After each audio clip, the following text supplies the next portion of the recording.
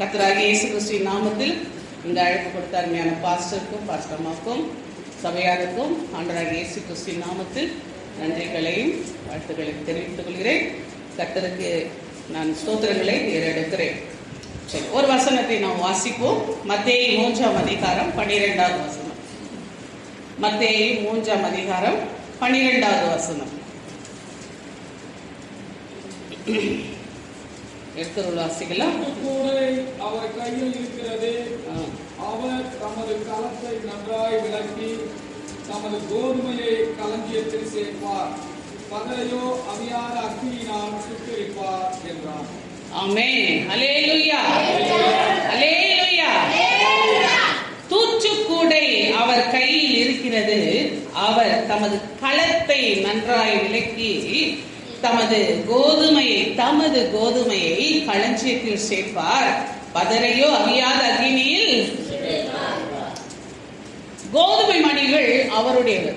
அதாவது கோதுமை மணி என்று சொல்லும் பொழுது மறுபடியும் விளைச்சலுக்குரியவை. பதறு விளைச்சலுக்கு வருமா? மறுபடியும் வருமா? மறுபடியும் முளைக்குமா பதறு? அது எதுக்குமே உதவாது. அது என்ன செய்யும்? நெருப்புல தான் போட்டு சுட்டெரிக்கும். ஆனா கோதுமை மணி மறுபடியும் போட்டா கூட என்ன செய்யும்? விளையும். இப்ப நெல்லு கூட பாத்தீங்கன்னா, நல்ல நெல் மணிகளை பாத்தீங்கன்னா அது நல்ல காய வச்சு மூட்டை பிடிச்சி வைப்பாங்க. கொஞ்ச நாள் பொறுத்து மறுபடியும் விவசாயத்துக்கு பயன்படுத்துவாங்க. ஆனா பதரா இருக்கிற அந்த நெல் பதரை நம்ம எடுத்து மூட்டை பிடிச்சி வைக்க முடியுமா? அரிசிக்கும் உதவாது, சாப்பாட்டுக்கும் உதவாது, மறுபடியும் நெல் விளைச்சலுக்கும் உதவாது. இன்னைக்கு தேவன் என்ன செய்றாரு? உதவுகிற பிள்ளைகளை மறுபடியும் உயிருள்ள, அதுவும் இன்னும் சொல்ல போனா உயிருள்ள பிள்ளை, உயிருள்ள மணி. கோதுமைக்கு உயிர் இருக்குது, புரியுதுங்களா? ஆனா பதருக்கு உயிர் இருக்கா? அது சாவியா போச்சு, செத்து போச்சு, சாவுக்கு ஒப்பு கொடுக்கப்பட்டது. ஆமென். சாவுக்கு ஒப்பு கொடுக்கப்பட்டது. பதர் சாவுக்கு ஒப்பு கொடுக்கப்பட்டது. கர்த்தர் என்ன செய்கிறார்? கோதுமை தனியாய் பதர் தனியாய் தேவன் பிரிக்கிற காலம். அவர் கையில தூச்சு கூடை இருக்கிறது. அப்படியே தூக்குறார். இப்ப காத்து காலம், ஆடி மாசம் இல்லையா? அப்படியே காத்து அடிக்க அடிக்க என்ன செய்யுது? அப்படியே பதரெல்லாம் தூரமா போய் விழுது. இப்ப தேவனுடைய கோபத்தின் நாட்கள் ஃபில்டர் பண்றாரு. அங்கங்க நிறைய விஷயங்கள் நடக்குது இல்லையா? ஆமா, அசாம்ல பாத்தீங்கன்னா வெள்ளம் பெருக்கெடுத்து வருது. இங்க பார்த்தா பஞ்சம் தலைவரிசி ஆடுது. எல்லா இடங்களிலும் நிலநடுக்கங்கள், நெருப்புக்குரிய காரியங்கள் எல்லாமே நடந்துட்டு இருக்குது. ஆனா இந்த நிலையிலும் கர்த்தரை உண்மையாய் பற்றுகிற பிள்ளைகள் இந்த வேதனை நேரத்திலும், சோதனை நேரத்திலும், துன்ப நேரத்திலும் ஆண்டவரை பற்றி கொள்கிறவர்கள் கோதுமை மணிகள், உயிர் உள்ளவர்கள். ஆமென். அல்லேலூயா, அல்லேலூயா. அந்த உயிருள்ள பிள்ளைகள், ஆண்டவரை தேடுகிற பிள்ளைகள், ஆண்டவரை தனக்குள் வைத்துக் கொண்டிருக்கிற பிள்ளைகள், அவர்களை அவர் வேறு பிரிக்கிறார். அவர் வரும்பொழுது களஞ்சியத்தில் சேர்ப்பார். யாரு இந்த நேரத்துல ஐயோ எனக்கு கஷ்டமா இருக்குது, எனக்கு வேதனையா இருக்குது, இந்த கடவுளுக்கு கண் இல்லையா, மூக்கு இல்லையா, வாய் இல்லையா சொல்றவங்கள ஆண்டவர் பேசுறது உயிரற்றவர்கள். கர்த்தரை தேடாதவர்கள் யாரு? உயிரற்றவர்கள். அவர்களை தேவன் என்ன செய்யறாரு? அவர் சாவியா போகட்டும், பதரா போகட்டும், தூரம் போய் விழட்டும், அவங்களெல்லாம் ஒரு நாள் எங்க போட போற? நெருப்புல போட போறேன்றார். ஆமென். அல்லேலூயா. ஆதியிலிருந்தே நல்ல ஒரு ரகசியத்தை தெரிஞ்சுங்க. ஆதியிலிருந்தே ஆண்டவர் சில காரியங்களை பிரிக்கிறார்.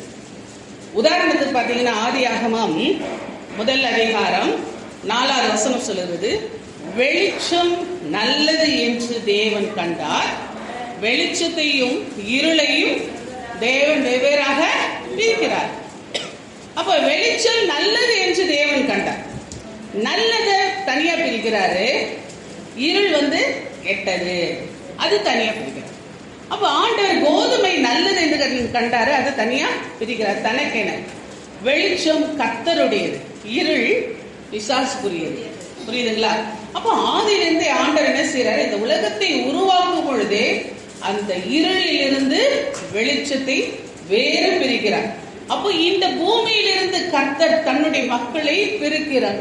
அதாவது இருளின் ஆட்சியிலிருந்து வெளிச்சத்துக்குரிய பிள்ளைகளை தேவன் என்ன செய்யறாரு? பிரிக்கிறார். ஆமென். அல்லேலூயா. அதே போல பாத்தீங்கன்னா 6வது வசனம், ஆதியாகமம் 1 அதிகாரம் 6வது வசனம், அதுல சொல்லப்படுகிறது, பின் தேவன் ஜலத்தின் மத்தியில் ஆகாயத்தை உண்டாக்கடவது என்றும் அது ஜலத்தினின்று ஜலத்தை பிரிக்க கடவது என்றும் சொன்னார். ஆமென். அல்லேலூயா. ஆண்டவர் சொல்ற ஜலத்தினின்று ஜலத்தை பிரிக்க கடவுது என்றார். அப்படி பிரிக்கும் பொழுது என்னது? ஆகாய விரிவு. ஜலத்தினின்று ஆகாய விரிவு தனியா பிரியுது. அதே போல ஜலம் தனியா பிரியுது. ஆகாய விரிவு தனியா, ஜலம் தனியா. அப்ப ஆகாயத்துக்கு மேல ஒரு ஜல கூட்டம் இருக்கு, கீழே ஒரு ஜல கூட்டம், தண்ணீர் இல்லைங்களா?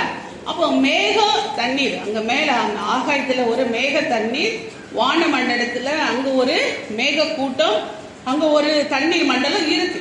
ஆகாயத்துல ஜல மண்டலம் இருக்கு. அது தனியா பிரிக்கிறாரு.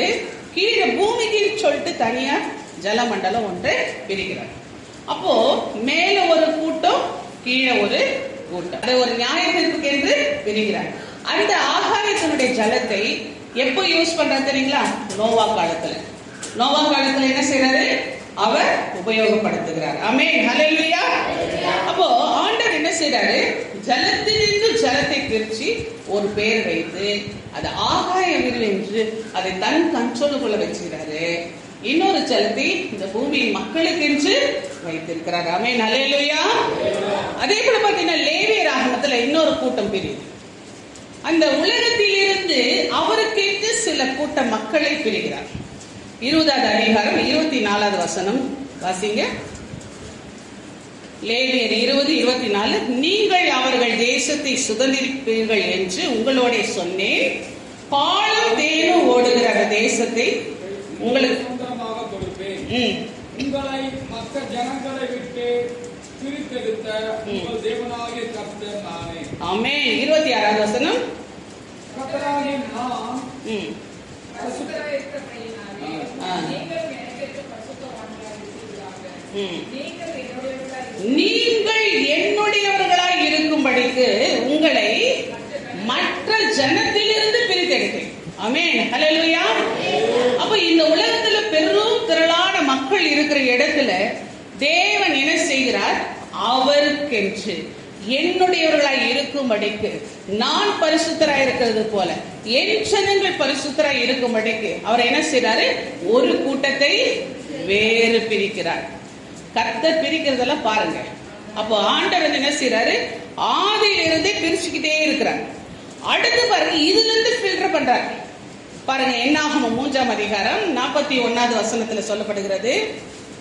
அதுல சொல்லும் பொழுது, இஸ்ரவேல் புத்திரரில் உள்ள முதற் பேரான யாவுக்கும் பதிலாக லேவியரையும், இஸ்ரவேல் புத்திரரின் மிருக ஜீவன்களில் உள்ள தலையீரான யாவுக்கும் பதிலாக லேவியரின் மிருக ஜீவன்களை எனக்கென்று பிரித்தெடு. ஆமென். ஹல்லேலூயா. உலகத்திலிருந்து நல்லா கவனிக்கணும், உலகத்திலிருந்து ஒரு கூட்ட மக்களை ஆண்டவர் பிரித்தெடுத்தார். யாரு? இஸ்ரவேல் மக்களை பிரித்தெடுத்தார் அவருக்கென்று. இப்ப இஸ்ரவேல் மக்கள் இருந்து ஃபில்டர் பண்றார். ஆமென். ஹல்லேலூயா. இஸ்ரவேல் மக்கள் இருந்து லேவியரை பிரிக்கிறார். நல்லா கவனிக்கணும், ரொம்ப முக்கியமான விஷயம். இஸ்ரவேல் மக்கள் இருந்து யாரை பிரிக்கிறாரு? லேவியரை பிரிக்கிறார். லேவியரை அவருக்கு, அவருடைய முதல் தலையீற்றானவர்களை அவருக்கு என்று பிரிக்கிறார். அவருடைய மிருக ஜீவன்களை அவருக்கு என்று பிரிக்கிறார். அதை தொடர்ந்து வாசிக்கும் போது 45வது வசனம் சொல்லுகிறது, லேவியர் என்னுடையவர்களாய் இருப்பார்கள். யாரு? லேவியர்கள் யாருடையவர்களாய் இருப்பார்களா? கர்த்தருடையவர்கள். முதல்ல இஸ்ரவேல் ஜனங்கள் என்னுடையவர்கள் தான். அடுத்தது யாரை என்னுடையவர்கள் சொல்றாரு? லேவியர்கள் என்னுடையவர்கள் என்று சொல்றாரு. ஆமென். ஹல்லேலூயா. அப்போ அப்படியே கொஞ்சம் கொஞ்சமா குறைஞ்சிட்டே வருது பாருங்க. கொஞ்சம் கொஞ்சமா குறைஞ்சி ஆண்டவர் என்ன ஃபில்டர் பண்ணி எடுக்கிறார். பிரிச்சு எடுக்கிறார். ஆமென். ஹல்லேலூயா.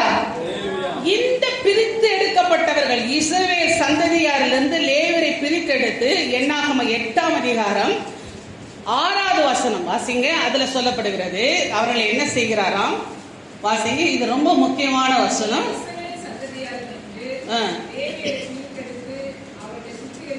அவர்களை சுத்திகரிப்பாயாக. சுத்திகரிப்பாயாக. ஆமென். அதுதான் நம்ம பண்ணணும். பள்ளங்கள் எல்லாம் நிரம்பிட வேண்டும், மலைகள் குன்றுகள் தகர்ந்திட வேண்டும், கோணலானவை நேராகணும், கரடானவை சமமாகணும். ஆமென். அல்லேலூயா. லேவியரை சுத்திகரிக்க வேண்டும். அந்த சுத்திகரிப்புல பள்ளம் நரம்பணும், மேடு தகர்க்கப்படணும், கோணலானவைகள் சரியாகணும். எங்கெல்லாம் பள்ளம் இருக்குதோ, எங்கெல்லாம் ஆண்டவருக்கு பிரியமில்லாத காரியங்கள் இருக்கிறதோ, எங்கெல்லாம் குறைவுகள் இருக்கிறதோ, அங்கெல்லாம் தேவனுடைய கிருபைகள் நிறைய வேண்டும். எதெல்லாம் ஆண்டவருக்கு பிடிக்காத காரியங்கள், மேட்டுமையான சிந்தனைகள், பெருமையான காரியங்கள், தேவனுக்கு பிடிக்காத சுவாபங்கள் எதெல்லாம் இருந்தால் அதெல்லாம் தகர்க்கப்பட வேண்டும். ஆமென். ஆண்டவரை விட்டு நீங்க விலகி போயிருந்தால், கோணலான பாதையில் போயிருந்தால், அதெல்லாம் என்ன எப்படி வரணும்? செம்மையான பாதையில வர வேண்டும். ஆமென். அப்போ ஆண்டவர் சொல்றாரு, அவர்களை சுத்திகரிப்பாயாக. அப்போ பிரிக்கப்பட்ட அந்த லேவியருக்கு என்ன சுத்திகரிப்பு ஆண்டவர் கொடுக்கிறார் பாருங்க. அந்த வசனத்துல 7வது வசனம் வாசிங்க.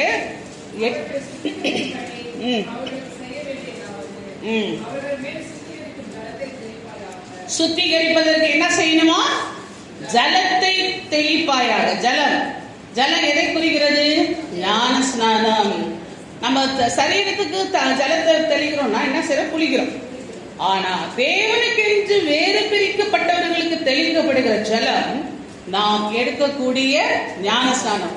பாவத்துக்கு மரித்து நீதிக்கு பிழைக்கிற ஒரு அனுபவம், முழுகி எடுக்கிற ஒரு அனுபவம். ஆமென். ஹல்லேலூயா. ஆனா எசேக்கியேல் 16:9 சொல்றது, நான் உன்னை ஜலத்தினால் முழுக்காட்டி. எப்படி சொல்றாரு? ஜலத்தினால் முழுக்காட்டி. முழுக்கி எடுக்கணும், முழுகி எடுக்கணும். வேற ஞானஸ்நானம் எடுக்கிறாங்க, அப்படி இல்ல, முழுகி எடுக்கணும். ஜலத்தினால் முழுக்காட்டி உன்னை ரத்தமர ஸ்நானம் பண்ணுவித்து உனக்கு எண்ணெய் பூசி, அப்படி சொல்வார். அதாவது நம்மளுடைய பாவங்கள் ரத்தாம்பர போல சிவப்பா இருக்கான். நாம் செய்யற பாவங்கள் எப்படி இருக்கா? ரத்தாம்பர சிவப்பு. அப்படி சிவப்பா இருக்கிற நம்முடைய பாவங்களை கழுவக்கூடியது எது தெரியுங்களா? ஞான ஸ்நானம். ஞான ஸ்நானம் என்பது நம்முடைய மனசளவில் எடுக்கிற ஒரு காரியம். நம்முடைய மனம் திரும்புவதனுடைய அடையாளம். ஆண்டவரே, நான் இனி பாவம் செய்ய மாட்டேன், ஆண்டவரே நான் இனி பாவம் செய்ய மாட்டேன் அப்படி சொல்லிட்டு நீங்க ஒப்பு கொடுக்குறீங்க பாருங்க. ஒப்பு கொடுத்து அதே உங்களுடைய சமூகத்துல நீங்க ஒப்பு கொடுத்துட்டு முழுகி எடுக்கிறீங்க பாருங்க.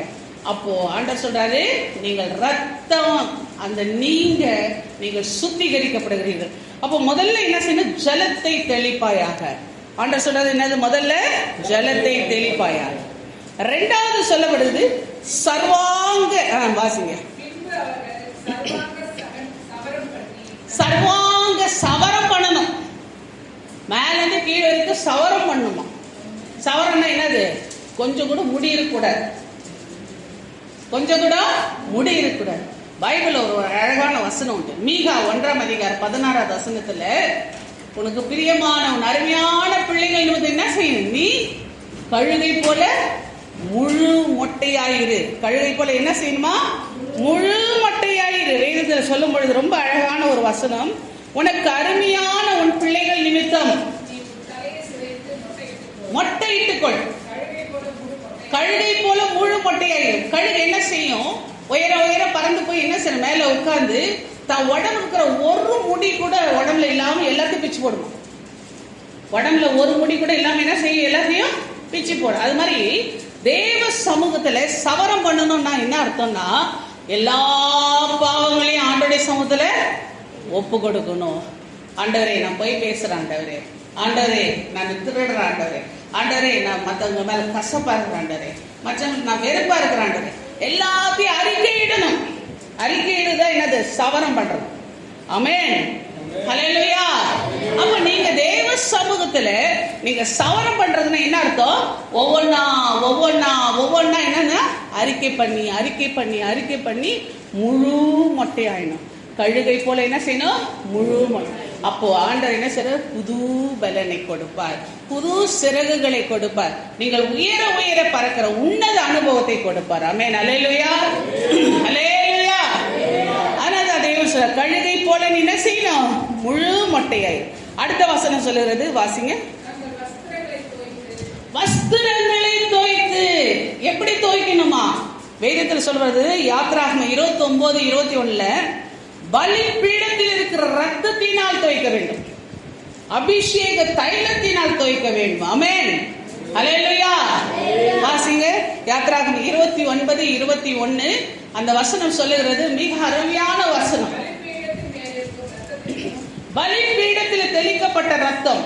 இன்றைக்கு புதிய ஏற்பாட்டிலே நமக்காக ரத்தத்தை சிந்தி நமக்காக பலிபீடத்தில் தன்னுடைய ஜீவனை கொடுத்தவர் யார்? நம் ஆண்டவராகிய இயேசு கிறிஸ்து. அதனால சொல்லுங்க, இயேசு கிறிஸ்துவின் ரத்தமே சகல பாவங்களை நீக்கி நம்மை சுத்திகரிக்கும். பாருங்க எவ்வளவு அந்த சுத்திகரிப்புக்கு என்னென்ன ஸ்டெப் பாருங்க. முதல்ல ஜலத்துல முழுக்காட்டணும், மனம் திரும்பணும், மனம் திரும்பி தண்ணிக்குள்ள போய் வரணும். வெளியே வர்றது பெருசு இல்ல, ஒவ்வொரு நாளும் முழு மொட்டை அப்படின்னா நான் ஒவ்வொரு நாளும் அறிக்கை பண்ணி அடுத்தது என்ன செய்யணும்? வஸ்திரம் துவைக்கப்படணும். அப்படின்னா என்ன அர்த்தம்? இயேசு கிறிஸ்துவின் ரத்தத்தினாலே நீங்கள் என்ன செய்யணும்? ஒவ்வொரு நாளும் கழுவப்படணும். ஆமென். உங்கள் வஸ்திரம், ஒரு நாள் போட்ட வஸ்திரம் ஒரு மாசம் போட்டீங்கன்னா கப் எடுத்துரும். ஆமென், நாச்சம் எடுத்துரும், பக்கத்துல யாரும் வர முடியாது. அப்போ ஒரு வஸ்திரத்தை நீங்கள் ஒரு நாளுக்கு மேல போட முடியல. அதே போலதான் உங்கள் ஆவிக்குரிய வஸ்திரம், உங்கள் ஆத்மாவின் வஸ்திரம் அழுக்கடைந்து இருக்கிறது. இந்த உலகம் அழுக்கானது. நம்ம நல்லா தான் இருக்கிறோம், ஆனா வெளியில போனா நம்ம அறியாமலே எதையாவது பேசுறோம். நம்ம வெளியே போறோம், நம்ம அறியாமலே ஏதாவது ஒரு பாவம் வந்துடுது, நம்ம அறியாமலே எதையாவது பார்க்கிறோம் தவறானவர்களை. அப்ப என்னது? நம்ம அறியாமலே என்ன செய்யுது? பல பாவங்கள் நம்முடைய சரீரத்துல படுது, நம்ம ஆத்மாவில படுது. எப்படி தூசி? இப்போ இன்னைக்கு கட்டின்னு வந்துக்கிற புடவைய, இந்த புடவைய நீங்க நாளைக்கு கட்டுவீங்களா? நாளைக்கு கட்டுவீங்களா? இல்ல ஒரு வாரம் கட்டின்னு இருக்க முடியுமா? என்ன செய்வீங்க? போனதும் கழட்டி துவைச்சு ஒரு அலசிட்டு நிக்க போறீங்க. ஏன்னா வெளியில போயிட்டு வந்தோம், டஸ்ட் ஆயிட்டு இருக்குது சொல்லுவீங்களா? இல்லையா? டஸ்ட் ஆயிடுச்சு, தூசி படிஞ்சிருக்கு அப்படிதானே சொல்வீங்க. நம்மளை அறியாமல என்னது வெளியில இருக்கிற காத்து படும்போது என்னது? எல்லா தூசியும் புடவையில இருக்குது, சட்டையில படுது, வேரோ படுது, எல்லாம் படுது. அப்போ இப்படி அழுக்காகிற ஒரு வஸ்திரத்தை நம்ம துவைக்கணும்னு நினைக்கும் பொழுது நம்ம ஆத்துமாவில ஒரு வஸ்திரம் இருக்கிறது. ஆண்டவர் நம்ம பிறக்கும் பொழுது கொடுக்கிற ஒரு வஸ்திரம். அந்த வஸ்திரம் ரட்சிப்பின் வஸ்திரம். அந்த ரட்சிப்பின் வஸ்திரம் அப்பப்போ அழுக்காயினே இருக்குது. ரட்சிப்பின் வஸ்திரம் என்ன செய்யுது? அப்பப்போ அழுக்காவது. அதனால முடிவு வரைந்து நிலைத்திருக்கும். முடிவு வரைந்து நிலைத்திருக்குன்னா என்ன செய்யணும்? என் ரட்சிப்பின் வஸ்திரத்தை நான் என்ன செய்யணும்? அவ்வப்போது தோச்சுக்கிட்டே இருக்கு. எதுல துவைக்கணும்? இயேசு கிறிஸ்துவினுடைய ரத்தத்தினால். ஆமென், வெரி குட், நல்லா சொல்றேன். இயேசு கிறிஸ்துவினுடைய ரத்தத்தினால் என்ன செய்யணும்? துவைக்கணும், மனம் திரும்பணும் முதல்ல. அடுத்து என்ன செய்யணும்? அறிக்கை பண்ணணும். நான் பாவின் அறிக்கை பண்ண. ஆண்டவர் சொல்ற, உன்னை நீ வஞ்சியாதபடி நீ என்ன செய்யணும்? எச்சரிக்கையா நான் பாவி சொல்லிட்டு அறிக்கை இடணும். என்னிடத்தில் பாவம் இல்லை என்று சொல்லுவோமானால் நம்மை நாம என்ன செய்யணும்? ஏமாற்றிக் கொள்கிறோம். நம்மை ஏமாற்றிக் கொள்கிறோம். நம்மை வஞ்சித்துக் கொள்கிறோம். என்கிட்ட பாவம் இல்லை, நான் என்ன தப்பு பண்ணேன்? நான் ஒண்ணுமே, நான் பரிசுத்தவான், நான் பரிசுத்தவதி, நான் எந்த தவறும் பண்ணல அப்படி சொல்லவே முடியாது. எல்லாரிடமும் குறைகள் உண்டு. ஒரு நீதிமானே ஒரு நாளைக்கு எத்தனை முறை தவறு பண்றானா? குறைஞ்சபட்சம் 7 முறை. 7 முறைக்கு மேலேயே கூட தவறு செய்யலாம். குறைஞ்சபட்சம் 7 முறையாவது தவறுவான். அப்படி இருக்கும் பொழுது நாமெல்லாம் ஏமாத்திரம் இல்லையா? அப்போ ஒவ்வொரு நாளும் நம்ம என்ன செய்ய வேண்டும்? நம்மை சுத்திகரித்துக் கொள்ள வேண்டும். ஆமென், ஹல்லேலூயா. அதனால 3வது காரியம் என்னது? ஒவ்வொரு நாளும் என்ன செய்யணும்? ஆமா, சுத்திகரிக்கப்படும். அவருடைய ரத்தத்தினாலே கழுவி சுத்திகரிக்கப்படும். அடுத்து அபிஷேக தைலத்தினால ஒரு சுத்திகரிப்பு. அந்த அபிஷேக தைலம் யாரை குறிக்கிறது? பரிசுத்த ஆவியானவர். அப்ப பரிசுத்த ஆவியானவர் என்ன செய்யறார்? நம்மை சகல சத்தியத்தில் நடத்துகிறவர். யோவான் 16ஆம் அதிகாரம் 8வது வசனம் என்ன சொல்லுகிறது? பாவத்தை குறித்து, நீதியை குறித்து, நியாய தீர்ப்பை குறித்து அவர் நம்மை கண்டித்து உணர்த்துகிற தேவன். 13வது வசனம் என்ன சொல்லுகிறது? சத்திய ஆவியானவர் வரும் பொழுது அவர் சகல சத்தியத்தில் உங்களை நடத்துவார். ஆமென், ஹல்லேலூயா, ஹல்லேலூயா, ஹல்லேலூயா. பாருங்க, அப்போ சத்திய ஆவியானவர் உங்களை சகல சத்தியத்தில் நடத்தி, நீங்க இந்த தப்பு பண்றீங்க, இந்த இடத்துல நீங்க தவறு பண்றீங்க அப்படி உங்களை உணர்த்துகிறார். அப்ப அப்படி உணர்த்தும் பொழுது உடனே என்ன செய்யறார்? ஏசப்பா உங்க ரத்தத்தினால் என்னை கழுவும். அவ்வளவு. அப்போ 2 விஷயத்தினால சுத்திகரிப்பு நடக்குது. ஒன்று, வசனத்தினாலே நமக்கு போதித்து சத்தியாவியானவர் நடத்துகிறார், அது அபிஷேக தைலம். 2வது, இயேசு கிறிஸ்துவினுடைய ரத்தம், பலிபீடத்தில் இருக்கிற ரத்தம். ஆமென். அப்போ ஒரு லேவியன், ஒரு பிரிக்கப்பட்டவன், லேவியன்னா யார்? நாம தான் லேவியர்கள், ஆண்டவருக்கு என்று ஆசாரியர்களாய் பிரிக்கப்பட்டவர்கள். நம்ம 1 பேதுரு 2:9 சொல்லும்போது நீங்களே தெரிந்து கொள்ளப்பட்ட சந்ததியாயும். அப்போ தேவனுடைய ஆசாரிய கூட்டமா இருக்கிறோம், ராஜரீக ஆசாரிய கூட்டமா இருக்கிறோம். அப்போ நாமெல்லாம் தேவனுடைய லேவியர்கள், நம்மெல்லாம் ஆசாரியர்கள். தேவன் நம்மை அவருக்கேற்று தெரிந்து கொண்டிருக்கிறார். நமக்குள்ள ஒரு சுத்திகரிப்பு. இப்ப தெரிந்து கொண்டு சுத்திகரித்த பிறகு நாம் என்ன செய்ய வேண்டும், ஆண்டவருக்கு என்று நாம் என்ன செய்ய வேண்டும் என்று ஆண்டவர் சொல்றாரு. பாரு, எதற்காக வேறு பிரித்தல்? வேதத்தில் பார்க்கும்போது உபாகமம் 10ஆம் அதிகாரம் 8வது வசனம், உபாகமம் 10ஆம் அதிகாரம் 8வது வசனம், அதுல சொல்லப்படுகிறது எதற்காக ஆண்டவர் வேறு பிரிகிறார். வாசியுங்கள்.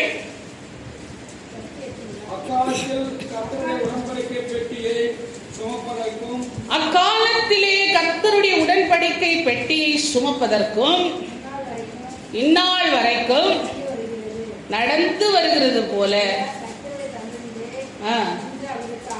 அவருக்கு ஆராதனை செய்வதற்கும் அவர் நாமத்தை கொண்டு ஆசீர்வதிப்பதற்கும் பிரித்தெடுத்தார். ஆமென். ஹல்லேலூயா. தேவன் எதற்கு பிரிக்கிறார்? தேவன் இந்த உலகத்தில் இருந்து நம்மை எதற்கு பிரித்தெடுக்கிறார்? 3 காரியம். 1, கர்த்தருடைய உடன்படிக்கையின் பெட்டியை சுமந்து செல்வதற்கு. ஆமென். கர்த்தருடைய உடன்படிக்கை பெட்டி என்ன? அவருடைய வார்த்தை. அவருடைய வார்த்தையை நாம சுமந்து திரியும். ஆண்டவர் சொல்றார், நீங்களே கிறிஸ்துவின் நிருபங்கள், நாம தான் சாட்சிகள், நீங்களே சாட்சிகள். அப்போ தேவனுடைய உடன்படிக்கை பெட்டியாய் நாம் இந்த பூமியில இருக்கிறோம். நாம் எல்லாம் ஆண்டவரை சுமந்து திரிகிறோம். நீங்களே தேவனுடைய ஆலயம், உங்களுக்குள்ள தேவனுடைய ஆவி வாசமா இருக்கிறதை அறியீர்களா? அப்போ அந்த உடன்படிக்கை பேழையாய் ஆண்டவர் இன்றைக்கு உங்களே என்னை வைத்திருக்கிறார். அப்ப அந்த பேழையை சுமந்து திரிகிறவர்கள் நாம். அப்ப ஆண்டவருடைய வார்த்தையை நான் சுமந்து திரியும் பொழுது நான் நடமாடும் நிருபம், நீங்கள் நடமாடும் நிருபங்கள். அப்ப நீங்கள் சாட்சிகள், ஆண்டவருடைய வார்த்தைக்கு சாட்சிகள். நீங்களே தேவனுடைய ஆலயம், பேழை, நீங்களே உடன்படிக்கை பெட்டியாய் இருக்கிறீர்கள். அந்த உடன்படிக்கை பெட்டிக்குள்ள என்ன இருக்குது? வார்த்தை தான், 10 கட்டளைகள் தான் இருக்கு இல்லையா? ஆரோனுடைய கோலும் 10 கட்டளை. அப்போ ஒரு லேவியனுக்குரிய காரியம். அப்போ அந்த வார்த்தையை சுமந்து திரிய வேண்டும். சரிங்களா? முதல் காரியம். 2வது காரியம் என்னன்னா, கர்த்தருடைய சந்நிதியில் நின்று அவருக்கு ஆராதனை செய்யணும். எந்த நேரம் ஆராதனை, எந்த நேரமும் துதி, எந்த நேரமும் ஸ்தோத்திரம். உட்கார்ந்தா ஸ்தோத்திரம், எந்திரிச்சா ஸ்தோத்திரம், நடந்தா ஸ்தோத்திரம், போனா ஸ்தோத்திரம், வந்தா ஸ்தோத்திரம். ஆண்டவரை எப்பொழுதும், தாவீது சொல்றார், எக்காலத்திலும் அவரை துதிக்கும் துதி என் நாவில் இருக்கும். அதே போல 1 தெசலோனிக்கேயர் 5:10 சொல்றார், எல்லாவற்றிற்காக நான் தேவனை ஸ்தோத்திரம் செய்கிறேன். ஆமென். ஹல்லேலூயா. அப்ப அவர் கிருபைக்காக, அவருடைய இரக்கத்துக்காக, அவருடைய ரட்சிப்புக்காக, அவருடைய பாதுகாப்புக்காக, அவருடைய பராமரிப்புக்காக எந்த நேரம் ஸ்தோத்திர ஆண்டவரே, ஸ்தோத்திர ஆண்டவரே, ஸ்தோத்திர ஆண்டவரே, ஸ்தோத்திரம் ஆண்டவரே, அவரை துதித்துக் கொண்டிருப்பதற்காக ஆண்டவர் சொல்றார், எனக்கு என்று இந்த ஜனத்தை ஏற்படுத்தினேன், இவர்களின் துதியை சொல்லி வரும். அப்ப நீங்களும் நானும் வேறு பிரிக்கப்பட்டது எதற்காக? உலகம் வேற எது பின்னாடியே போயிட்டு இருக்கோம். உலகம் வேற எதுக்கு பின்னாடியோ போயிட்டு இருக்கோம். நீங்களும் நானும் வேறு பிரிக்கப்பட்டது எதுக்கு? கர்த்தரை துதிப்பதற்காக, ஆராதிப்பதற்காக. ஆமென். ஹல்லேலூயா. அப்போ தேவனை ஆராதித்துக் கொண்டே இருங்கள். அப்போ வேலைக்கு போக வேணாவா, இல்ல வீட்டுல சமைக்க வேணாவா? நீங்க யோசிக்கலாம். சமைக்கும் போதும் ஆராதிங்கள், வேலையில் இருக்கும் போதும் ஆராதிங்க. எனக்கு தெரிஞ்ச ஒரு தம்பி சென்னையில் இருக்கிறாரு. அந்த தம்பி என்னன்னா, எந்த நேரமும் அவர் பாட்டு ரொம்ப பிடிக்கும், பாடிக்கிட்டே இருப்பார். வேலையிலையும் பாடுவார், வேலை நேரத்தில் கொஞ்சம் பிரேக் கச்சா கூட சரி, அங்கே ஒரு சின்ன சேப்பல் இருக்கான், அதில் போயிட்டு உட்காந்துக்கின்னு ரயில்வேல வேலை செய்கிறாப்புல போய் உட்காந்துக்கிட்டு என்ன செய்யறாரு, அவர் துதிச்சுக்கிட்டே இருப்பார். அக்கா எனக்கு அதுதான்க்கா வேலை, வேற எதுவுமே இல்லைக்கா, வேலைக்கு தான் போறாப்புல, ஆண்டவரோடே இருக்கிறாப்புல. அருமையானவர்களே, இதுதான் ஆண்டவர் நம்மை அழைத்திருக்கு. வேலை செய்ய வேண்டாம், சாப்பிட வேண்டாம், தூங்க வேண்டாம். ஏனோக்கு தேவனோடு சஞ்சரித்தான். எப்படி இருந்தான்? அதுக்கு பிறகுதான் பிள்ளை குட்டிங்களாம் நிறைய பிறந்துச்சு. ஏனோக்கு 365 வருஷம் இல்லையா? ஆண்டவரோடு பாருங்க 300 வருஷம் சஞ்சரிச்சான். 365 வருஷம் வாழ்ந்தான். 300 வருஷம் தேவனோடு சஞ்சரிச்சான். 65 வயசுக்கு பிறகு 300 வருஷம் தேவனோடு சஞ்சரிச்சு மெத்துசலா பிறந்ததுல இருந்து அவர் என்ன செய்ய தேவனோடு சஞ்சரிச்சார். ஆடு மாடு மேய்க்கிற வேலை தான், குட்டிங்களை பெற்றுக்கொள்ற வேலை எல்லாம் இருந்துச்சு. மனைவியோடு கூட இருந்தார். ஆனாலும் தேவனை என்ன செய்யறாரு? அவர் துதிக்கிறவராக, தேவனோடு சஞ்சரிக்கிறவராக, தேவனோடு நடக்கிறவராக இருந்தார். இன்னைக்கு நாம என்ன செய்யணும்? நமக்கு ஒரு வேலை இருக்குங்க, எனக்கு இன்னும் நிறைய வேலை இருக்குது, நான் ஆண்டவரை நான் தேட மாட்டேன். அதுக்குன்னு ஒரு செப்பரேட்டா நேரம் தேடும். அதுக்குன்னு ஒரு செப்பரேட்டா நேரம் தேடும். இல்லை, உங்கள் வேலையின் மத்தியிலும் ஆண்டவரோடு கூட நீங்கள் வாசம் செய்யுங்கள். தேவனோடே இருக்கணும், எப்பவுமே தேவனோடே இருக்கணும். ஆமென், ஹல்லேலூயா. அப்பொழுதுதான் தேவன் உங்களோடு கூட இருப்பார். அப்பதான் தேவன் என்ன செய்வாரு? உங்களோடு கூட இருந்து உங்களுக்கு பெரிய காரியங்களை செய்வார். அடுத்தது பாத்தீங்கன்னா, அடுத்தது வசனம் சொல்லுகிறது, அவர் நாமத்தை கொண்டு ஆசீர்வதிப்பதற்கு நீங்கள் இந்த உலகத்தை ஆசீர்வதிக்கிறவர்கள். ஆமென். லேவி கோத்திரங்கள் ஒரு blessed people. ஆரோனுடைய ஆசீர்வாதம் என்று ஒன்று உண்டு. பாஸ்டர்ஸ்லாம் கடைசியில் சொல்லுவாங்க இல்லையா? ஆமா, ஆரோன் ஆசீர்வாதம் தானே சொல்றீங்க. கடைசியில் ஆரோன் ஆசீர்வாதம். ஏன் ஆரோன் ஆசீர்வாதம்? அந்த ஆசீர்வாதம் என்ன? அந்த ஆசீர்வாதம் சகல காரியங்களை குறித்து சொல்லுகிற ஒரு ஆசீர்வாதம். அவர்கள் ஆசீர்வதிப்பதற்காக வைக்கப்பட்டவர்கள். அவர்கள் வாயிலிருந்து புறப்படுகிற வார்த்தைகள் ஆசீர்வாதமாய் இருக்கும், தேவனுடைய வார்த்தையாக இருக்கும். அவர்கள் வாயிலிருந்து சொல்லும் பொழுது அந்த வார்த்தை அப்படியே உங்கள் வாழ்க்கையில பழிக்கும். நீங்க நல்லா இருப்பீங்கன்னா நல்லா இருப்பீங்க. ஆமென். அதனால தான் பாஸ்டர் வாயில விழக்கூடாதுன்னு சொல்லுவாங்க. ஆமென், ஹல்லேலூயா, ஹல்லேலூயா. ஏன்னா லேவியர்கள் ஊழியக்காரர்கள் வாயில ஏன் விழக்கூடாது? ஏன்னா அவர்கள் வாயில சொல்ற வார்த்தைகள் நடக்கும். அவர்கள் ஆசாரியர்கள்.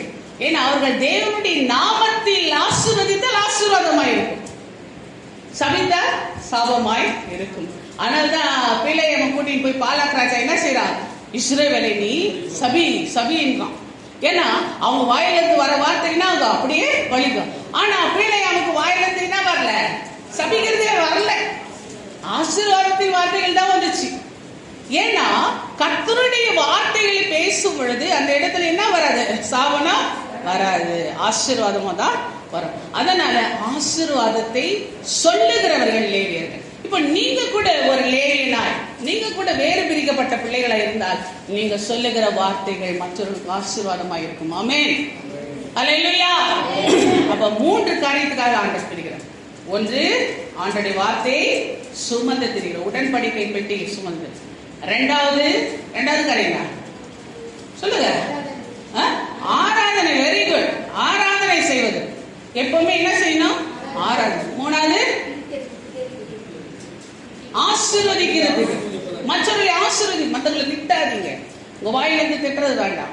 மற்றவங்களை சபிக்காதீங்க, நீங்கள் ஆசீர்வதிங்கள். மற்றவர்களை ஆசீர்வதித்தால் அந்த ஆசீர்வாதம் உங்களை வந்து பழிக்கும். புரியுதுங்களா? யோபு சிநேகிதருக்காக ஜெபம் பண்ண சொன்னார். யோபனுடைய முகத்தை ஆண்டவர் பார்க்கிறார். அவன் முகம் சுண்டி போய்க்குதா இல்லையான்னு. இப்போ அவன் மனசார தன்னுடைய சிநேகிதர்களுக்காக ஜெபித்தான், ஆசீர்வதித்தான். உடனே கர்த்தர் எப்படி ஆசீர்வதிச்சாரு? இரட்டத்தனியாய் ஆசீர்வதித்தார். அதேதான் நீங்கள் லேவியர்களாய் இருந்து நீங்கள் மற்றவர்களை ஆசீர்வதித்தால், ஒரு பகைஞரை ஆசீர்வதித்தால், ஆண்டவர் வேதத்தை சொல்றார், உங்கள் பகைவர்களை என்ன செய்யணும்? ஆசீர்வதிங்க. உங்களை சபிக்கிறவர்களை ஆசீர்வதிங்க, சபிக்கிறவங்களை ஆசீர்வதிங்க. பகைவர்களுக்காக ஜெபம் பண்ணுங்க. இப்போ உங்களை சபிக்கிறவனா, டேய் நீ அப்படி இருப்படா அப்படின்னு சொன்னாங்கன்னா நீ என்ன சொல்ல? பரவாயில்ல, நீ நல்லா இரு, நீ நல்லா இருக்குன்னு ஆசீர்வதிங்க. அப்போ அந்த ஆசீர்வாதம் உங்கள் ஒண்ணு அவனுக்கு ஏற்றுக்கொள்ளக்கூடியவனா இருந்தா அந்த ஆசீர்வாதம் அவனுக்கு தங்கும். இல்லையா ரிட்டன் உங்களுக்கு ரெட்டத்தனியா வந்தோம். ஆமென், ஹல்லேலூயா. ஒரே சமாதானம். ஆண்டவர் சொல்றாரு, ஒரு வீட்டுக்குள்ள போகும்போது சமாதானத்தோடு வாழ்த்துங்க. அந்த வீட்டுக்குள்ள போகும்போது உங்களுக்கு சமாதானம் என்று வாழ்த்துங்க. அந்த வீடு சமாதானத்துக்குரியதா இருந்தால் அந்த சமாதானத்துக்குரிய வீடு என்ன செய்ய, அந்த சமாதானத்தை பெற்றுக்கொள்ளும். அப்படி இல்லையா அந்த சமாதானம் யாருக்கு வந்துடும்? ஆசீர்வதிக்கிறவங்களுக்கு வந்துடும். ஆமென், அல்லேலூயா. அப்போ ஒரு வீட்டுக்குள்ள போகும்போது நீங்க நல்ல வார்த்தை சொல்லணுமா, கெட்ட வார்த்தை சொல்லணுமா? ஆசீர்வாதமா சொல்லணும். மற்றவங்க எல்லாம் ஆசீர்வதிங்க. ஆண்டவர் உங்களை ஆசீர்வதிக்க அழைத்திருக்கிறார். நீங்கள் ஆசீர்வதித்தால் நீங்கள் ஆசீர்வாதமாய் இருப்பீர்கள். மற்றவங்களை நீங்க சபிக்காதீங்க, சரியா? அப்போ நீங்க எல்லாம் யாரு? லேவியர்கள், வேறு பிரிக்கப்பட்டவர்கள். வேறு பிரிக்கப்பட்டவர்கள் இந்த 3 காரியத்துக்காக வேறு பிரிக்கப்பட்டிருக்கும். அதனால இவர்கள் யார் என்றால் அடுத்த வசனம் சொல்லுகிறது, இவர்கள் யாரோடு மட்டும்தான் பங்கு? கர்த்தரோடு மட்டும்தான் பங்கு. 10ஆம் அதிகாரம் உபாகமம் 10:9 சொல்லுகிறது, லேவிக்கு அவன் சகோதரோடு பங்கும் சுதந்திரமும் இல்லை, உன் தேவனாகிய கர்த்தர் அவனுக்கு சொன்னபடி கர்த்தரே அவனுக்கு சுதந்திரம். கர்த்தர் தான் சுதந்திரம். உலகம் உங்களை பகைக்கலாம், உச்சாரங்களை பகைக்கலாம், மனுஷர்கள் உங்களை வெறுக்கலாம், ஆனால் கர்த்தர் மட்டும்தான் உங்களுக்கு நிரந்தரம். லேவியர்களுக்கு யாரும் சொந்தமா இருக்க மாட்டாங்க பாருங்க. லேவியருக்கு எல்லாருமே எதிரியா தான் இருப்பாங்க. ஆனால் கர்த்தர் மட்டும்தான் என்னது? சொந்தம். ஆமென். ஆனால் உலகத்தின் முடிவில இப்படியே நடக்கும். ஆண்டவர் இந்த உலகத்தின் முடிவில் இப்ப முடிவு காலத்துக்குள்ள போயிட்டு இருக்கும். ஆனால் ஆண்டவர் சொல்றாரு, இப்பதான் சப்ஜெக்ட் என்னது? உலகத்தின் முடிவிலே உங்களுக்கு இப்படியே நடக்கும். கோதுமை தனியாய், பதர் தனியாய் ஆண்டவர் தூச்சுக்குடை வைத்துக் கொண்டு பிரிக்கிறார். இப்படி எப்படி லேவியரை பிரிக்கிறாரோ அப்படிதான் தனக்குரியவர்களை ஆண்டவர் பிரிக்கிறார். மத்தேயு 13:49 சொல்லுகிறது, தேவ தூதர்கள் புறப்பட்டு நீதிமான்கள் நடுவில் இருந்து பொல்லாதவர்களை பிரித்து அவியாத நெருப்புக்கு என்ன செய்வார்களாம்? ஒப்பு கொடுப்பார்கள். அங்க அக்கினி சூளையில போடுவார்கள். அங்க அழுகையும் பற்கடிப்பும் இருக்கும். ஆமென், அல்லேலூயா. மத்தேயு 25 சொல்லுது, செம்மறி ஆடு தனியா, வெள்ளாடு தனியா ஆண்டவர் பிரிக்கிறார். அப்ப கோதுமை பலன் தருகிறவர்கள், இந்த 3 காரியங்களை செய்கிறவர்கள், ஆண்டவரை சுமக்கிறவர்கள், ஆராதனை செய்கிறவர்கள், மற்றவர்களை ஆசீர்வதிக்கிறவர்கள், கோதுமை நல்ல கனி கொடுக்கிறவர்கள். ஆனால் இந்த 3 வேலை செய்யாம திட்டிக்கணும், பொலனிக்கணும், அழுகையும் பற்கடிப்புமா இருக்கிறவர்கள் அவியா நெருப்புக்குள்ள போகிற பதர்கள். ஆமென், அல்லேலூயா. அடுத்தது பாத்தீங்கன்னா ஆண்டவரை வேறு பிரிக்கிறது செம்மறி ஆடு, வெள்ளாடு. செம்மறி ஆடு என்ன செய்யும்? ஆண்டவருடைய சத்தத்தை கேட்டு நடக்கிற ஒரு ஆடு, மேய்ப்பன் குரல் கேட்டு செல்லுகிற ஆடு. வெள்ளாடு என்ன செய்யும்? அங்கங்க பறிச்சுக்கின்னு எகிரி குச்சிக்கின்னு தான் இஷ்டம் போல திரிஞ்சிட்டு இருக்கிற ஆடு. இந்த உலகமே கதிட்டு எங்க நல்லா இருக்குதோ அங்க போய் மேயும், எங்க நல்லா இருக்குதோ அங்க போய் ஓடிட்டு இருக்கும். அது வெள்ளாடு. ஆனா வெள்ளாடு ஆக்கினைக்கு உட்படும். செம்மறியாடு மேய்ப்பன் குரல் கேட்டு நடக்கிற செம்மறியாடு என்ன செய்யும்? தேவனிடத்தில் வலது பக்கத்தில் தேவனுடைய ராஜ்யத்துக்குள்ள நித்திய ஜீவனுக்குள்ள போய் சேரும். ஆமென், அல்லேலூயா. அதனால ஆண்டவர் சொல்றார், வலது பக்கம் இருக்கிறவர்கள் ஆசீர்வதிக்கப்பட்டவர்கள், இடது பக்கத்தில் இருக்கிறவர்கள் சபிக்கப்பட்டவர்கள். அவர்கள் வெள்ளாடுகள், தன் இஷ்டம் போல ஓடுகிறவர்கள், தன் இஷ்டம் போல ஆடுகிறவர்கள், தேவனுடைய சத்தத்தை கேளாதவர்கள், தேவனுடைய வேறு பிரிதலுக்குள் வராதவர்கள்.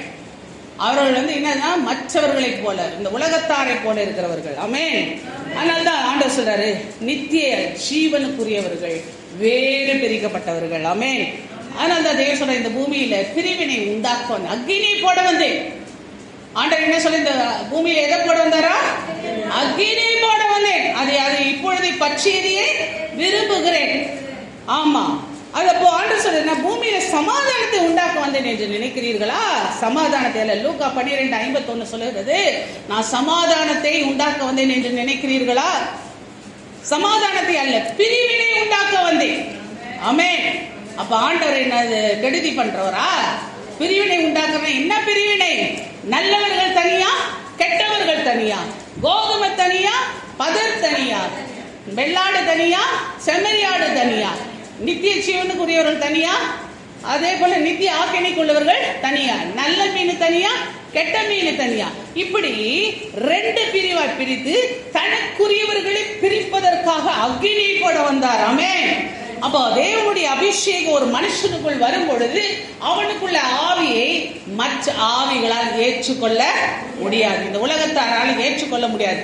இந்த உலகத்தில் இருக்கிற ஆவிக்கும் நம்ம ஆவிக்கும் ஒத்து வராது. அதனால்தான் உலகம் உங்களை பகைக்கிறது. உலகம் உங்களை பகைக்கிறது. சில பேர் உங்களை பார்த்தாவே ஒதுங்கி போறாங்கன்னா சந்தோஷம். சந்தோஷம். அப்போ என்ன செய்யுங்க, நீங்கள் ஆண்டவருடையவர்கள் என்பதை புரிந்து கொள்ளுங்கள். ஆமென், ஹல்லேலூயா. 2 பேருக்கு விரோதமாய் 3 பேர், 3 பேருக்கு விரோதமாய் 2 பேரும் பிரிந்திருப்பார்கள். ஒரே வீட்டில் இருந்தா கூட பிரிவினதான். தாய் மகள், தாய் மகனுக்கு, அதே போல மகள் தாய்க்கு, மாமி மருமகளுக்கு, மருமகள் மாமிக்கு விரோதமாய் பிரிந்திருப்பார்கள். இது இயற்கை. ஏன்னா ஒரே வீட்டுக்குள்ளேயே அந்த ஆவி வித்தியாசப்படும். ஒரே வீட்டுக்குள்ள என்ன ஆகும், அந்த ஆவி வித்தியாசப்படும். வித்தியாசப்படும் போது உங்க ஆவிக்கு அந்த ஆவிக்கு ஒத்து வராதனால சண்டை வரும், குழப்பம் வரும். ஆனால் தேவன் என்ன செய்றார், உங்களை நீதிமானாய் வைத்திருக்கிறார். ஆமென், ஹல்லேலூயா. உங்களை தேவன் கோதுமையாய் வைத்திருக்கிறார். ஹல்லேலூயா. உங்களை ஒரு செம்மறியாராய் வைத்திருக்கிறார். ஹல்லேலூயா. உங்களை ஒரு தேவனுடைய ராஜ்யத்தின் புத்திரராய் வைத்திருக்கிறார். ஆமென், ஹல்லேலூயா. ஆனால் நான் உலகத்தான் அல்லாதது போல நீங்களும் உலகத்தார் அல்ல. ஆனால் இந்த பூமியில நாம் பரதேசிகள் என்பதை உணர்ந்து கொள்ள வேண்டும்.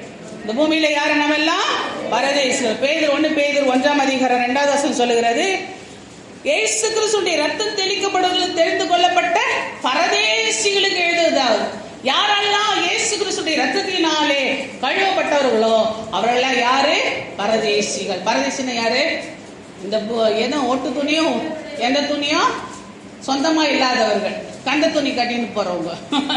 ஹல்லேலூயா.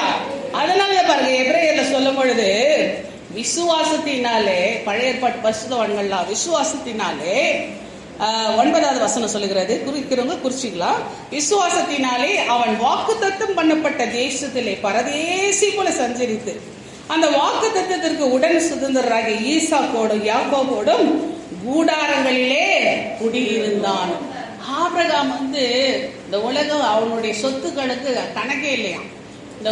இந்த உலகமே தாங்காதுன்னு சொல்லுவாங்க. அந்த அளவுக்கு பயங்கரமான சொத்துக்கு அதிபதி. ஆடு மாடு மந்தைகள் பெருக்கம். அதை பார்த்து பக்கத்தில் இருக்கிற சோதம் ராஜாவே பயப்படுறான். ஆமா, சோதம் ராஜாவே என்ன செய்யறான், பயப்படுறான். அப்போ பயப்படும் போது அந்த ஆபிரகாம் என்ன செய்யற, எப்படி இருக்கிறான்னா கூடாரவாசியா தான் இருக்கிறான். அவன் ஒரு டென்ட் போட்டு தான் வாழ்ந்துட்டு இருந்தான். அவ்வளோ அதிபதியா இருந்தாலும் அவன் என்ன செய்யறான், ஒரு கூடார வாசி. அவனுக்கு இருந்த பொண்ணுக்கு குறைச்சல் இல்லை, வெள்ளிக்கு குறைச்சல் இல்லை, ஆடு மாடுகளுக்கு குறைச்சல் இல்லை. அது மந்த மந்தையா வச்சிருந்தா வேலைக்காரங்களுக்கு குறைச்சல் இல்லை. அந்த தேசத்தின் அதிபதி பக்கத்துல இருந்தவனுக்கு பயம். ஆபிரகாமை பார்த்து நம்மள ஒதுக்கிட்டு இவன் ராஜாவாயிடுவானா, இவனுக்கு நம்மளை விட சொத்து அதிகமாக்குதேன்னு பயம்.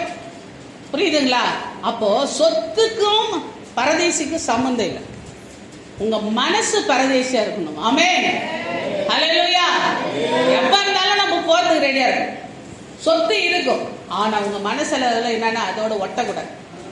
தண்ணி மேல இருக்கிற தாமரை இலை மாதிரி என்ன செய்யுது, ஒட்டாம வாழணும்.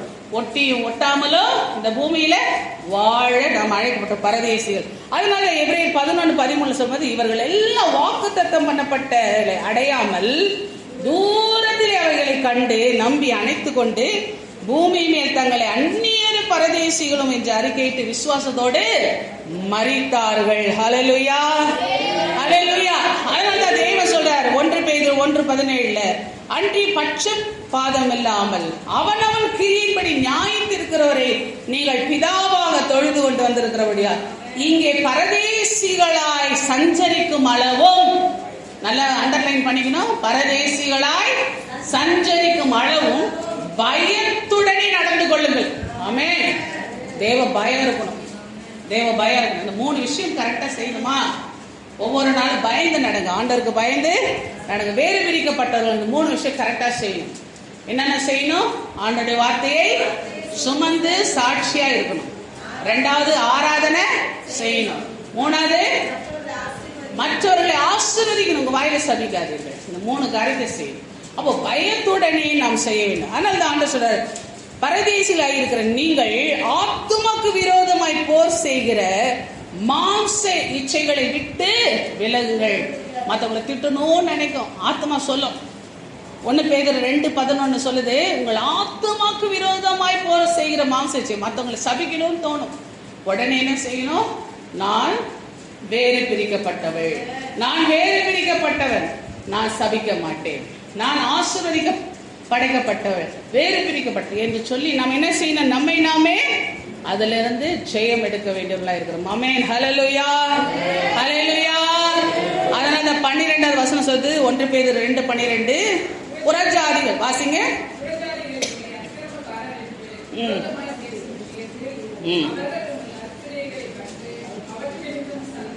உங்கள் நற்கிரியைகளை கண்டு, நீங்க நல்லவங்க என்பதை கண்டு மற்றவர்கள் சந்திப்பின் நாளிலே, இயேசு வரும்போது சந்திக்கிற நாளிலே தேவனை மகிமைப்படுத்தும்படி நல்லடக்கை உள்ளவர்களாய் இருங்கள். ஆமென். ஹல்லேலூயா. அப்போ நம்முடைய நடக்கை ஆண்டவர் பார்க்கிற, அவனவன் கிரியைக்கு தக்க பலன் அவரோடு கூட வருகிறது. உங்களுக்குள்ள கசப்பு, வெறுப்பு, பகைமை எதுவுமே இருக்கக்கூடாது. ஆமென். அதனால்தான் இந்த வேதம் சொல்லுகிறது, பிலிப்பியர் 3:18, அநேகர் வேறு விதமாய் சிந்திக்கிறார்கள், வேறு விதமாய் நடக்கிறார்கள், அவர்கள் கிறிஸ்துவின் சிலுவைக்கு பகைஞர்கள். சிலுவைக்கு அவர்கள் என்னது? பகைஞர்கள் என்று அநேக தரம் சொன்னேன். அவர்கள் முடிவு அழிவு, அவர்கள் வயிறு தேவனே வயிறு, அவருடைய மகிமை அவருடைய இலட்சையே, பூமிக்கு அடுத்தவைகளே சிந்திக்கிறார்கள். பழி வாங்கணும், அவங்கள ஒழிக்கணும், அவங்கள வெட்டணும், அவங்கள குத்தணும், அவங்கள ஏதாவது பண்ணணும் அப்படின்னே நினைக்கிறாங்க. ஆனா நம்முடைய குடியிருப்பு எங்க இருக்கிறது? பரலோகத்தில் இருக்கு. நம்முடைய குடியிருப்பு எங்க இருக்கு? அங்கிருந்து கர்த்தராகிய இயேசு கிறிஸ்து வருவதற்கு நாம் காத்திருக்கிறோம். அதனால பிசாசு ஆத்தும மரணத்தை கொடுக்கிறார். இந்த ஆத்தும மரணத்தை நாம் ஜெயம் எடுப்பதற்காக. ஆத்தும மரணம் என்னன்னா, கடவுளிலிருந்து பிரியுதுதான் ஆத்தும மரணம். அதாவது சாகவே சாவாய் ஆண்டவர் சொல்றாரு இல்ல, எதுல சாவாய்? என்னை விட்டு நீ பிரிவாய் அப்படின்னு அர்த்தம்.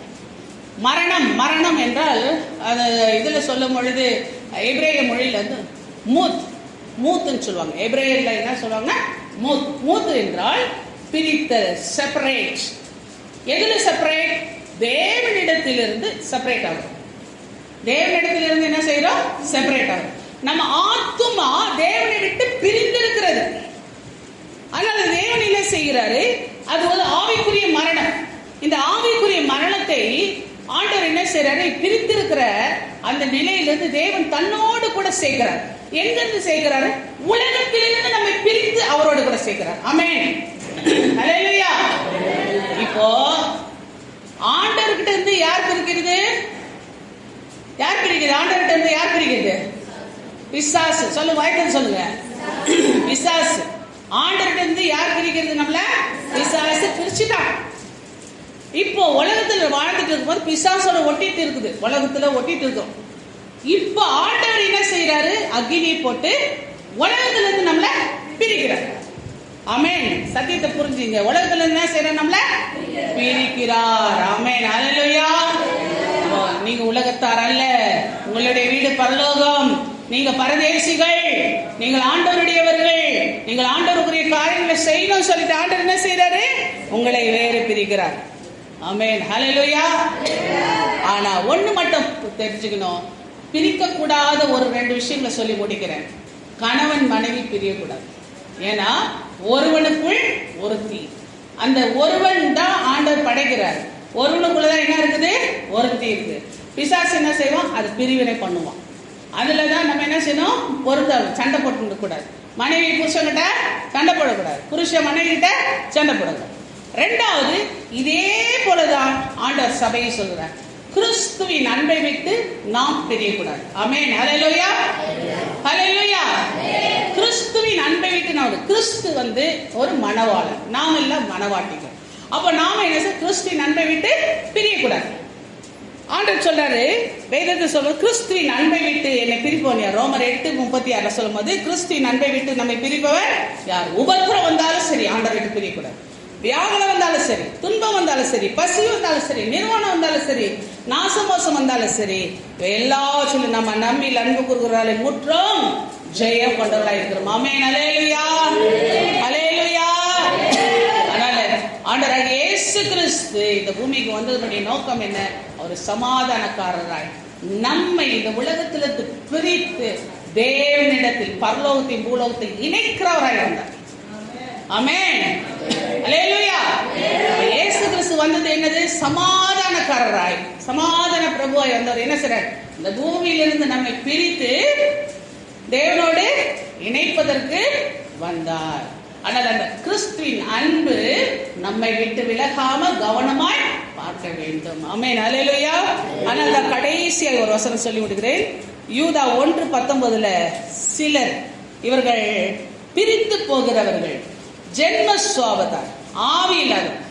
யார் ஆவி இல்லையோ, கிறிஸ்துவின் ஆவி இல்லையோ, கிறிஸ்துவின் அன்பு இல்லையோ, கிறிஸ்துவனுடைய நேசம் இல்லையோ, அவர்கள் பிரிந்து போகிறவர்கள். யாரை விட்டு பிரிந்து போகிறார்கள்?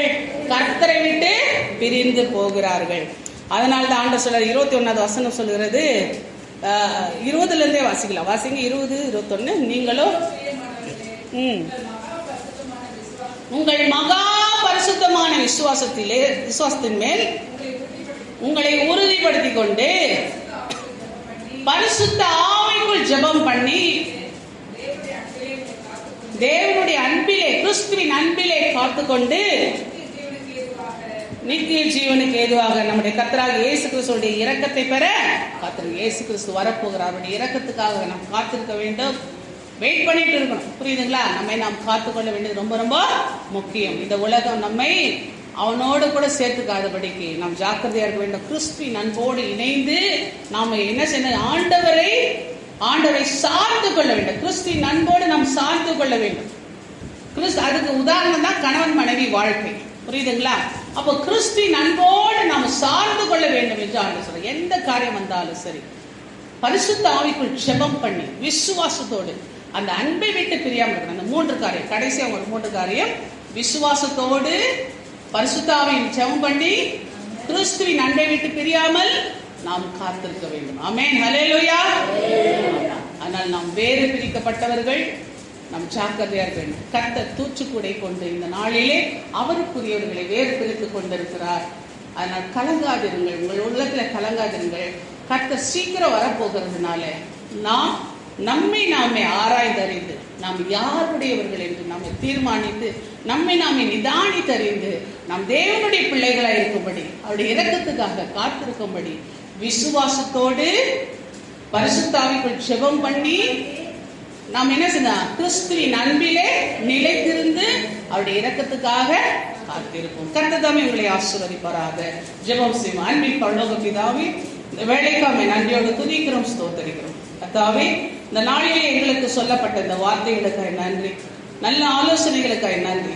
நாங்கள் உமது வருகைக்கு ஆயத்தப்பட உதவி செய்யுங்கப்பா. நாங்கள் பரதேசிகள் என்பதை உணர்ந்து கொள்ள உதவி செய்யுங்க. நாங்கள் வேறு பிரிக்கப்பட்டவர்கள் என்பதை உணர்ந்து கொள்ள உதவி செய்யுங்க.